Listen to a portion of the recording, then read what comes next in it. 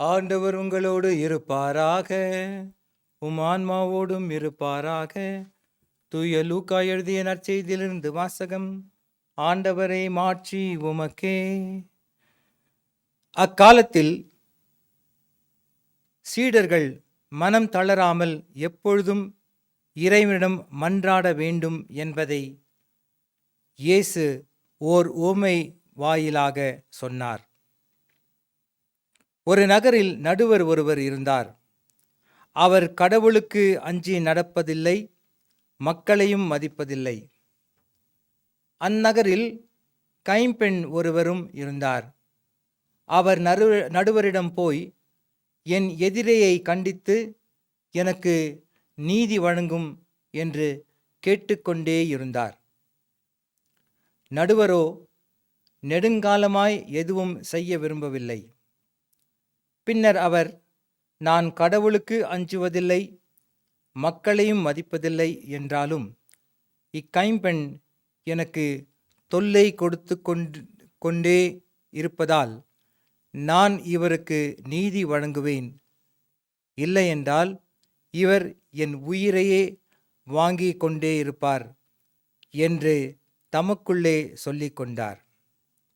பின் ஆண்டவர் அவர்களிடம், நேர்மையற்ற நடுவர் இப்படி சொன்னால் என்றார். தாம்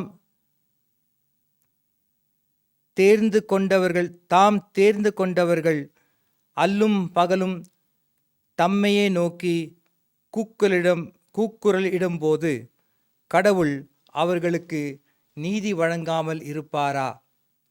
அவர்களுக்கு துணை செய்ய காலம் தாழ்த்துவாரா? விரைவில் அவர்களுக்கு நீதி வழங்குவார் என நான் உங்களுக்கு சொல்கிறேன். ஆயினும் மானிட மகன் வரும்போது மண்ணுலகில் நம்பிக்கையை காண்பாரோ என்றார். இது கிறிஸ்து வழங்கும் வாழ்வு தரும் வார்த்தைகள்.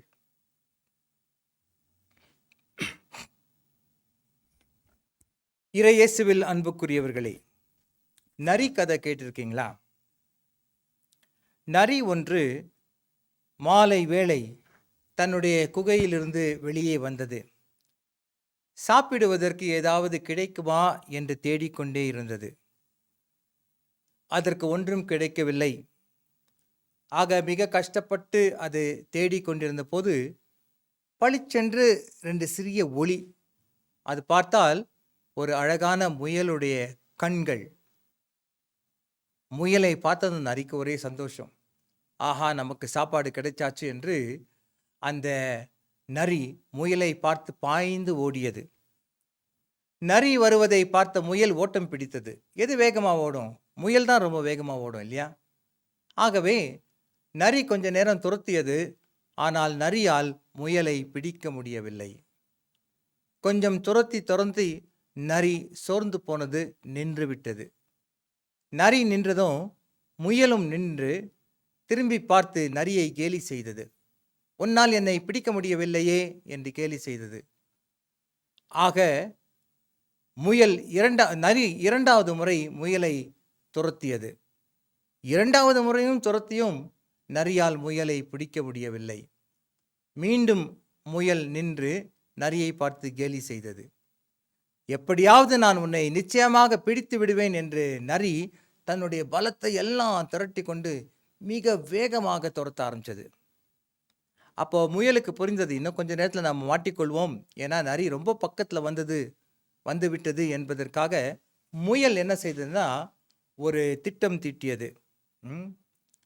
சாதாரணமாக நரிகள் தானே சூழ்ச்சி செய்யும்.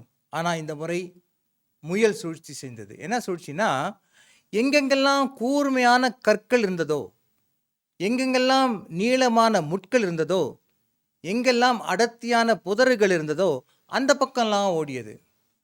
நரி அதை துரத்தி போக அந்த கற்களாலும் முட்களாலும் நரியுடைய உடலிலே நிறைய கீறல்கள் விழ ஆரம்பித்தது.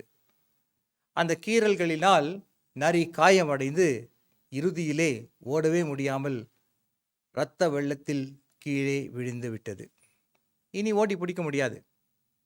ஆகவே நரி என்ன செய்தது? தம்பி முயலே என்னிடம் வா என்று கூப்பிட்டது. இவ்வளோ நேரம் என்னை துரத்திட்டு இருந்தியே, நான் எப்படி உனக்கு தம்பி ஆனேன் என்று கேட்டது முயல். இல்லை, வாழ்வின் ரகசியத்தை உன் காதில் நான் சொல்ல வேண்டும். அதற்காக தான் நான் உன் பின்னால் வந்திருந்தேன். நீயோ பயந்துட்டு ஓடுற. வா, என் பக்கத்தில் வா, வாழ்வின் ரகசியத்தை உன் காதுகளில் சொல்கிறேன் என்று அழைத்தது. அப்போ முயல் சொன்னது, நான் உன் பக்கத்தில் வந்தால் நீ என்னை கடிச்சு சாப்பிட்டுடுவேன், நான் உன் பக்கத்தில் வர மாட்டேன். முயல் கெஞ்சியது, என்னை பார், எவ்வளவு ரத்தம் வடிகின்றது, இன்னும் கொஞ்ச நேரத்தில் நான் இறந்தே போய்விடுவேன், தயவுசெய்து வா என் பக்கத்தில் என்று கூப்பிட்டது. அப்போது நான் ஒரு கேள்வி தான் கேட்க வேண்டும் என்று கெஞ்சி கேட்டது நரி. அதற்கு முயல் சொன்னது, நீ கேள்வி கேட்கணும்னா நீ இருக்கிறது கேள்வி கேள், நான் இருக்கிறது பதில் சொல்கிறேன் என்று சொன்னது. கடைசியில் தன்னுடைய கேள்வியை நரி கேட்டது. நான் உன்னை விட பெரியவன், நான் உன்னை விட பலசாலி, உன்னை விட பெரியவனாக இருந்தும் உன்னை விட பலசாலியாக இருந்தும் என்னால் ஏன் உன்னை பிடிக்க முடியவில்லை என்று கேட்டது. அதற்கு முயல் சொன்னது, நரியாரே, நீ வயிற்றுக்காக ஓடினாய், நான் உயிருக்காக ஓடினேன். எது பெரிது, வயிறா உயிரா? உயிர்தான் பெரிது. வயிற்றுக்காக ஓடுகின்றவன் எவனும் களைத்து விடுவான், ஆனால் உயிருக்காக ஓடுகின்றவன் எவனும் களைப்பே அடைய மாட்டான் என்று டாட்டா சொல்லிட்டு ஓடிவிட்டது. இந்த உலகத்தை பார்க்கின்ற போது நாம் இருதரப்பட்ட மக்களை பார்க்கின்றோம். வயிற்றுக்காக ஓடுகின்றவர்கள், உயிருக்காக ஓடுகின்றவர்கள். வயிற்றுக்காக ஓடுகின்றவர்கள் என்றால் யார் என்று பார்க்கும்போது, தங்களுடைய வாழ்வே உலகம் என்று நினைத்து கொண்டு வாழக்கூடிய மக்கள், தங்களுக்காகவே வாழ்கின்ற மக்கள், சிறிய வட்டத்திற்குள் வாழ்கின்ற மக்கள். உயிருக்காக ஓடுகின்றவர்கள் யார் என்று பார்க்கும்போது, தங்களுடைய வாழ்வை தங்களுக்காக மட்டுமல்ல, அடுத்தவர்களுக்காகவும், பிறருக்காகவும், சமுதாயத்திற்காகவும், கடவுளுக்காகவும் அர்ப்பணித்து வாழக்கூடிய மக்களை உயிருக்காக ஓடுகின்றவர்கள் என்று சொல்லலாம். நாம் எந்த வகுப்பை சார்ந்தவர்கள் என்று நமக்கு மட்டும்தான் தெரியும். இந்த உலகத்தில் நாம் எப்படிப்பட்ட மக்களை பார்க்கின்றோம்? இந்த உலகம் உடனடி உலகமாக மாறிவிட்டது. உடனடி உலகம் என்றால் இன்ஸ்டன்ட் வேர்ல்ட் என்று ஆங்கிலத்தில் சொல்வார்கள். இன்ஸ்டன்ட், அதாவது எல்லாமே உடனடியாக கிடைக்க வேண்டும். எதற்காகவும் நான் காத்திருக்க முடியாது, உடனடியாக எல்லாமே கிடைக்க வேண்டும். அப்படிப்பட்ட உலகத்தில் நாம் வாழ்ந்து கொண்டிருக்கின்றோம். எதற்காவது காத்திருக்க வேண்டும் என்றால் அது மக்கள் விரும்புவதில்லை, காத்திருக்க விரும்புவதில்லை. ஆனால் கடவுளை பொறுத்தவரையில் வாழ்வில் காத்திருப்பது மிக முக்கியமான ஒன்று. காத்திருப்பது மட்டுமல்ல, தொடர்ந்து நாம் வாழ வேண்டும், தொடர்ந்து நாம் ஈடுபட வேண்டும், மனம் தளராமல் இருக்க வேண்டும். இந்த உலகத்திலே நிறைய வெற்றி பெற்றவர்கள் இருக்கின்றார்கள், நிறைய தோல்வி அடைந்தவர்களும் இருக்கின்றார்கள். ஆனால் அந்த மனிதர்களை நாம் பார்க்கின்ற போது சில சமயத்தில் மிக ஆச்சரியமாக இருக்கும். சாதாரண மக்கள் வெற்றி பெற்றிருப்பார்கள், ஆனால் பலவித திறமையை கொண்டவர்கள் தோல்வி அடைந்திருப்பார்கள். ஏன் என்று பார்க்கும்போது ஒரே ஒரு காரணம்தான். இந்த சாதாரண மக்கள், வெற்றி பெற்றவர்கள் உடனடி வெற்றியை தேடி செல்லவில்லை, மெதுவாக சென்றார்கள், துணிவுடன் சென்றார்கள், கவனத்துடன் சென்றார்கள், மனம் தளராமல் இருந்தார்கள். அதுதான் அவர்களுடைய வெற்றியுடைய ரகசியம். மனம் தளராமல் தொடர்ந்து செய்தால் நிச்சயமாக வெற்றி உண்டு என்பதுதான் இன்றைய நற்செய்தி வாசகம் நமக்கு சொல்லிக் கொடுக்கின்றது. இயேசு ஒரு ஊமையை கூறுகின்றார். அந்த ஊமையை கூறுகின்ற போது ஒரு நல்லவருடைய ஊமையை கூட சொல்லவில்லை, ஒரு தீயவனுடைய ஊமையை சொல்கின்றார். ஒரு தீய நடுவர், அவர் கடவுளுக்கும் வஞ்ச மாட்டார், மனிதர்களையும் மதிக்க மாட்டார். அப்படிப்பட்ட ஒரு நடுவரை ஒரு சாதாரண கைம்பெண் அவருக்காக பணிந்து பணி செய்ய வைத்து விட்டார். ஏன்? அவருடைய பணபலம் அல்ல, அவள் தொடர்ந்து அவரை அண்டியதால், தொடர்ந்து அவரிடம் சென்றதால், அவர் மனம் தளராமல் பின்வாங்காமல் ஒவ்வொரு நாளும் முன்னேறி சென்றதால் அவர் வெற்றி பெற்றார். இதுதான் உலகத்தில் வெற்றி பெற்றவருடைய ரகசியம்.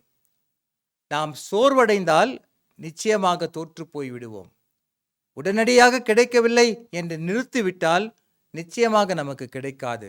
ஆனால் உலக வாழ்க்கையிலும் கடவுளுடைய வாழ்விலும் தொடர்ந்து பணியாற்ற வேண்டும், தொடர்ந்து ஜெபிக்க வேண்டும், தொடர்ந்து கேட்டுக்கொண்டே இருக்க வேண்டும் என்று இருக்கின்ற மக்கள் தான் வெற்றி பெறுவார்கள். அதனால் தான் இயேசு சொல்வார், கேளுங்கள் உங்களுக்கு தரப்படும், தட்டுங்கள் உங்களுக்கு திறக்கப்படும், தேடுங்கள் கண்டடைவீர்கள். நாம் ஒரு காரியத்தை செய்கின்ற போது நம்முடைய உள்ளம் முழுவதுமாக, நம்முடைய ஆன்மா, நம்முடைய சக்தி அனைத்தையும் சேர்த்து கொண்டு நாம் அந்த காரியத்தில் ஈடுபடுகின்ற போது நமக்கு வெற்றி கிடைக்கும். அதைத்தான் ஜெபத்தை பற்றியும் இயேசு கூறுகின்றார். ஆகவே நான் ஜெபித்தேன், கிடைக்கவில்லை என்று மனம் தளர்ந்து விட்டால் அது கிடைக்காமலே போய்விடும். ஆனால் நான் மனம் சோர்வடைய மாட்டேன், நான் மனம் தளர மாட்டேன், நான் வெட்கி போக மாட்டேன், நான் பின்வாங்க மாட்டேன், தொடர்ந்து செய்து கொண்டே இருப்பேன், தொடர்ந்து முன்னேறி செல்வேன் என்று சொல்கின்றவர்கள் நிச்சயமாக வெற்றியை காண்பார்கள். ஆகவே இயேசு நம்மை அழைக்கின்றார், சோர்வடைவதற்காக அல்ல, சோர்ந்து போவதற்காக அல்ல, நிறுத்தி விடுவதற்காக அல்ல. தொடர்ந்து நாம் செயல்பட வேண்டும், தொடர்ந்து நாம் முன்னேற வேண்டும். அந்த சக்தியையும் அந்த கிருபையையும் இந்த திருப்பலியில் நாம் வேண்டி மன்றாடுவோம். உங்களுக்காக ஒரு பாடல் பாட விரும்புகின்றேன்.